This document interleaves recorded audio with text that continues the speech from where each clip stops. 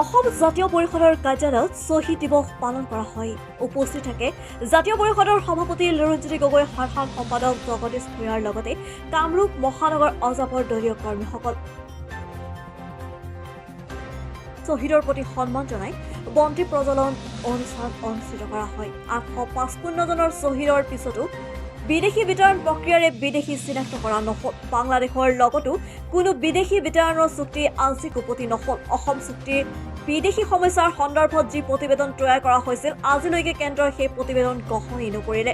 শ্বহীদ খৰ্গেশ্বৰ তালুকদাৰৰ স্মৃতিত খৰ্গেশ্বৰ তালুকদাৰ বিশ্ববিদ্যালয় স্থাপনৰ দাবী জাতীয় পৰিষদৰ। মুখ্যমন্ত্ৰীক আহ্বান, যদি নিজকে শক্তিশালী মুখ্যমন্ত্ৰী হিচাপে ভাবে তেনে অসম চুক্তিৰ 6 নং দফাৰ প্ৰতিবেদনখন আনুষ্ঠানিকভাৱে গ্ৰহণ কৰি দেখুৱাওক।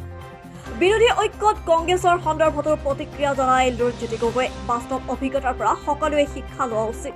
সকলোৱে এক হৈ থাকিলেহে ২৬ত বিজেপিক পৰাভূত সকলোৱে এক হৈ থাকিলেহে 2024ত বিজেপিক পৰাভূত কৰিব পাৰিব।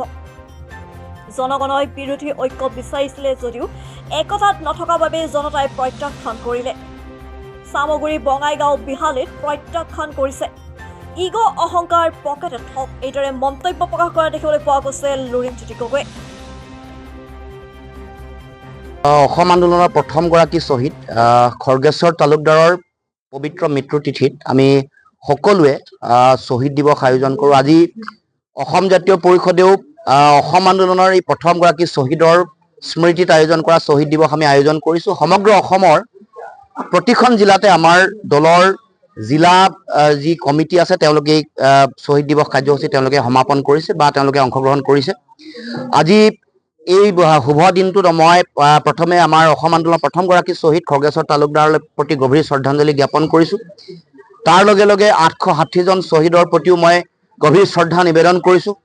অসম আন্দোলনৰ যিসকল ব্যক্তিয়ে তেওঁলোকে পংগু হ'ল, গুলীবিদ্ধ হ'ল, যিসকল নাৰী ধৰ্ষিতা হ'ল, সকলোলৈকে মই মোৰ তৰফৰ পৰা আমাৰ দলৰ পবিত্ৰ মঞ্চৰ পৰা আন্তৰিক শ্ৰদ্ধা জ্ঞাপন কৰিছোঁ। যিসকল এতিয়াও জীৱিত অৱস্থাত আছে তেওঁলোকৰ সুস্বাস্থ্য কামনা কৰিছোঁ। আমি সকলোৱে জানো যে ঐতিহাসিক অসম আন্দোলন আজি এই পবিত্ৰ দিনটোতে যেতিয়া প্ৰথমগৰাকী শ্বহীদ খৰ্গেশ্বৰ তালুকদাৰৰ মৃত্যু হ'ল, সেই সময়ত নিৰ্বাচন কেন্দ্ৰিক যেতিয়া আবিদা খাতুনৰ মনোনয়ন পত্ৰ দাখিল কৰি ঘূৰি গৈছিল ভৱানীপুৰত, আপোনালোকে জানে যে KPS গিলৰ নেতৃত্বত পুলিচ বাহিনীয়ে নৃশংসভাৱে বিভিন্ন এই গণ আন্দোলনত জড়িত বিভিন্ন মানুহক মাৰপিট কৰিছিল। মাৰধৰ কৰাৰ ফলত ভৱানীপুৰত এটা কুঁৱাত পৰি এইগৰাকী প্ৰথম শ্বহীদৰ মৃত্যু হৈছিল, আপোনালোকে সকলোৱে জানে। গতিকে সেই দিনটোৱেই সমগ্ৰ পৃথিৱীৰ ঐতিহাসিক ছাত্ৰ আন্দোলন অসম আন্দোলনৰ আৰম্ভণিৰ দিন বুলি আমি সকলোৱে ভাবোঁ। কিন্তু আমি সেই আন্দোলনৰ মূল লক্ষ্যটো আছিল যে অসমত অবৈধ বিদেশীৰ যি আগ্ৰাসন, এই বিদেশীয়ে অসমৰ মাটি ভেটি, আমাৰ ভাষা, কৃষ্টি, সংস্কৃতিলৈ সংকট নমাই আনিছে। আমাৰ ৰাজনৈতিক অধিকাৰ, আমাৰ সামাজিক ভৱিষ্যতলৈ সংকট নমাই আনিছে।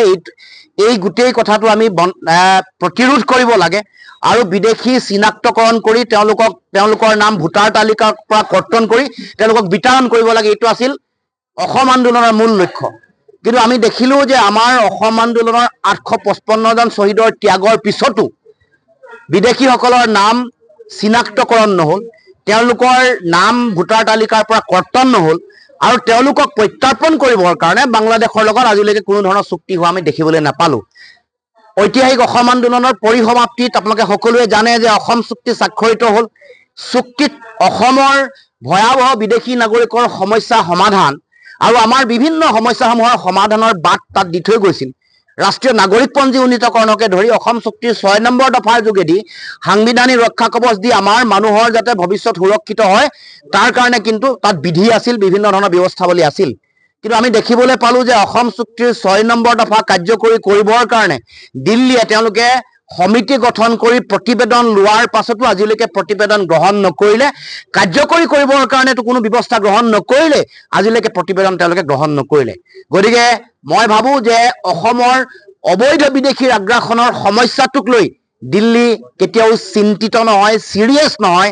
অসমৰ ৰাইজক বা অসমৰ জনগণক দিল্লীয়ে তেওঁলোকৰ নিজৰ সহোদৰ বা এখন সংবিধানৰ অন্তৰ্গত তেওঁলোকৰ একে নাগৰিক বুলি নাভাবে, দ্বিতীয় শ্ৰেণীৰ নাগৰিক বুলি ভাবে। সেইকাৰণে অবৈধ বিদেশী নাগৰিকৰ আগ্ৰাসনটো তেওঁলোকে চলি থকাটো তেওঁলোকে বিচাৰে বা সেইকাৰণে আজিলৈকে উন্মুক্ত সীমান্ত চিল হোৱা নাই। নদী অঞ্চল সম্পূৰ্ণভাৱে মুক্ত হৈ আছে। যিবোৰ স্থল অঞ্চলত তেওঁলোকে চিল কৰিছে তাৰো নদী অঞ্চল যদি আপোনালোকে চায় তাতো উন্মুক্ত অঞ্চল আছে, আমি গৈ দেখিবলৈ পাইছো। গতিকে অসম চুক্তি আজি এই দিনটোত, শ্বহীদ দিৱসৰ দিনটোত অসম চুক্তি তাৎক্ষণিকভাৱে কাৰ্যকৰী কৰিবৰ কাৰণে প্ৰতিটো দফা নিৰ্দিষ্ট সময়ৰ ভিতৰত কাৰ্যকৰী কৰিবৰ কাৰণে দাবী উত্থাপন কৰিছো। এটা সময়ত গৃহমন্ত্ৰীৰ লগত আলোচনা, প্ৰধানমন্ত্ৰীৰ লগত আলোচনাৰ পিছত কৈছিল যে সীমান্ত চিল কৰিবৰ কাৰণে বিশেষ ব্যৱস্থা কৰিব, লেজাৰ গাইডেড টেকনলজি তেওঁলোকে ব্যৱহাৰ কৰিব, ফ্লটিং বিঅপি দিব, তাৰ উপৰিও নিৰীক্ষণৰ বাবে কৃত্ৰিম উপগ্ৰহৰ যোগেদিও তেওঁলোকে ব্যৱস্থা গ্ৰহণ কৰিব। এইবোৰ ফুটুকাৰ ফেন হ'ল, এইবোৰ মিছা আভুৱা ভৰা প্ৰতিশ্ৰুতিৰে অসমৰ ৰাইজক বাৰে বাৰে প্ৰতাৰণা কৰিলে। আজি আমি সেইকাৰণে যিগৰাকী মহান শ্বহীদৰ পবিত্ৰ মৃত্যু তিথিৰ দিনটোত আমি শ্বহীদ দিৱস আয়োজন কৰিছো। যিগৰাকী শ্বহীদৰ মৃত্যুৰ পিছত সমগ্ৰ অসমত ব্যাপক পৃথিৱী কপোৱা এটা গণসংগ্ৰাম সমগ্ৰ অসমতে আয়োজন হ'ল। সেইগৰাকী শ্বহীদ খৰ্গেশ্বৰ তালুকদাৰ নামত অসম চৰকাৰে এখন বিশ্ববিদ্যালয় প্ৰতিষ্ঠা কৰিবৰ কাৰণে বা এখন বিশ্ববিদ্যালয়ৰ নাম শ্বহীদ খৰ্গেশ্বৰ তালুকদাৰ নামত অৰ্পণ কৰিবৰ কাৰণে অসম জাতীয় পৰিষদে দাবী উত্থাপন কৰিছে, যাতে শ্বহীদ খৰ্গেশ্বৰ তালুকদাৰ স্মৃতি যুগমীয়া হৈ থাকে। পৃথিৱীৰ মানুহে ঐতিহাসিক 6 বছৰীয়া অসম আন্দোলন, যি ছাত্ৰ আন্দোলন সফল আছিল, পৃথিৱীৰ বিভিন্ন প্ৰান্তৰ ছাত্ৰ আন্দোলনবোৰ শাসকে মষিমূৰ কৰিছে, কিন্তু এই ছাত্ৰ আন্দোলনটো সফল আছিল। গতিকে এই ছাত্ৰ আন্দোলনৰ ইতিহাস, ইয়াৰ শক্তি, ইয়াৰ জাতীয় চেতনা, ইয়াৰ যিটো যুক্তিপূৰ্ণ দাবীৰ ন্যায্যতা প্ৰতিষ্ঠা কৰিবৰ কাৰণে শ্বহীদ খৰ্গেশ্বৰ তালুকদাৰ নামত এখন বিশ্ববিদ্যালয় প্ৰতিষ্ঠা কৰিবৰ কাৰণে, স্মৃতি যুগমীয়া কৰাৰ উপৰিও এই কথাবোৰ ৰাইজে বুজিব জানিবৰ কাৰণে এখন বিশ্ববিদ্যালয় প্ৰতিষ্ঠা কৰিবৰ কাৰণে আমি দাবী উত্থাপন কৰিছোঁ।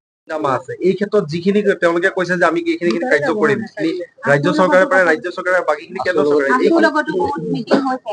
বহুতবাৰ মিটিং হৈ আছে। চ' প্ৰথম দায়িত্বটো হ'ল আপোনালোকে সকলোৱে জানে অসম চুক্তিখন কেন্দ্ৰীয় গৃহ মন্ত্ৰণালয়, ইয়াৰ নোডেল মিনিষ্ট্ৰী। যেতিয়ালৈকে এখন একৰ্ডৰ এটা দফাৰ প্ৰতিবেদন গৃহ মন্ত্ৰণালয়ে যেতিয়ালৈকে ৰিচিভ নকৰিব, তেওঁলোকে গ্ৰহণ নকৰিব, তেতিয়ালৈকে তাৰ যিটো কনষ্টিটিউচনেল ভেলিডিটি, ন্যায়িক যিটো মৰ্যাদা, সেইটো নাপায়। আৰু এনেও আপোনালোকে পঢ়ি চাব, তাত লিখা আছে যিবোৰ মূল কথা, মানে সংৰক্ষণৰ কথা, আসন সংৰক্ষণ, চাকৰি বাকৰি সংৰক্ষণ, এনেকুৱা ধৰণৰ যিবোৰ বিষয় আছে যাৰ লগত সাংবিধানিক কথা জড়িত হৈ আছে, সেইবোৰ কাম যেতিয়ালৈকে নকৰিব তেতিয়ালৈকে বাকীবোৰ কাম ৰুটিন ৱৰ্ক বুলি কৈছে, লিখা আছে তাত ধুনীয়াকে, যে এইবোৰ routine affair of a state government, এই কথাটো লিখিছে। ষ্টেট গভৰ্ণমেণ্টে এতিয়া এবিলাকত পইচা দিয়া বা আমাৰ শংকৰদেৱ কলাক্ষেত্ৰত পইচা দিয়া, এনেকুৱা ধৰণৰ যিবোৰ কাম কাজ আছে, বেলেগ অনুষ্ঠান গঢ়ি তোলা, এইবোৰ আচলতে ষ্টেট গভৰ্ণমেণ্টৰ ৰুটিন এফেয়াৰ। এইটোক লৈ কোনো ধৰণৰ ঢাক ঢোল বজাই বাহ লৈ কোনো কাম নাই।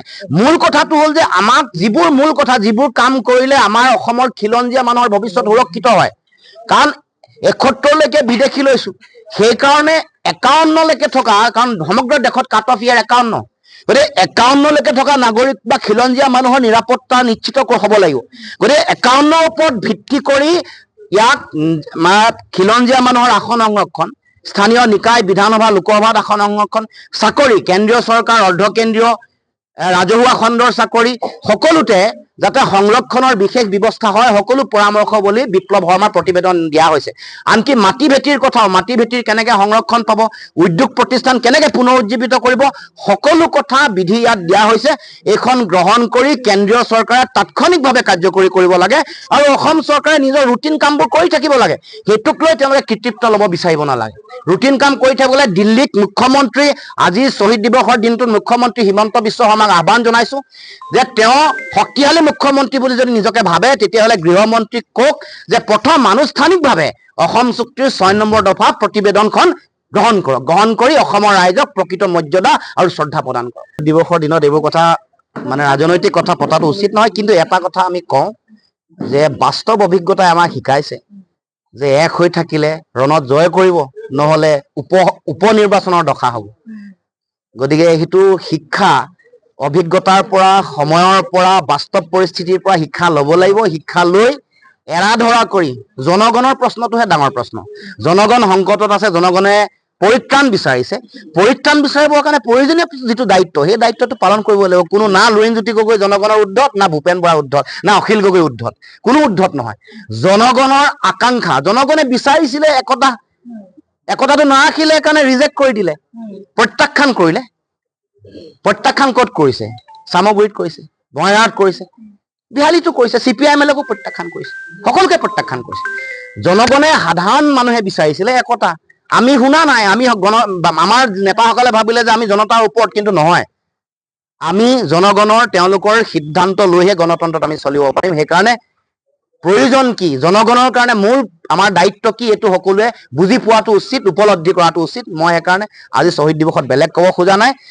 মই ভাবো যে ৰাইজৰ মনৰ আহ্বান বুজি পক ইগো অহংকাৰ পকেটত সামৰি বাস্তৱ পৰিস্থিতি অনুধাৱন কৰি ৰাইজৰ মানে হিতৰ কাৰণে সকলোৱে আত্মনিয়োগ কৰক অখিল গগৈয়ে কৈছে যে যদি এক হয় আসনৰ ভোট বতৰা বহু আগতে হ'ব লাগিব আপোনালোকৰ কি মত স্পষ্ট কৰিব লাগিব মই সেই সম্পৰ্কত আজি একো ক'ব খোজা নাই মই নীতিগত কথাটো ক'লো চক মই এটা বাক্য কৈছো যে আমি সকলোৱে বাস্তৱ পৰিস্থিতি এৰা ধৰা ইগো অহংকাৰ তাৰ উপৰিও আমি নিজৰ দল আৰু নিজৰ ব্যক্তি স্বাৰ্থৰ ঊৰ্ধ্বলৈ গৈ জাতীয় স্বাৰ্থৰ হকে সকলোৱে মাত মাতিব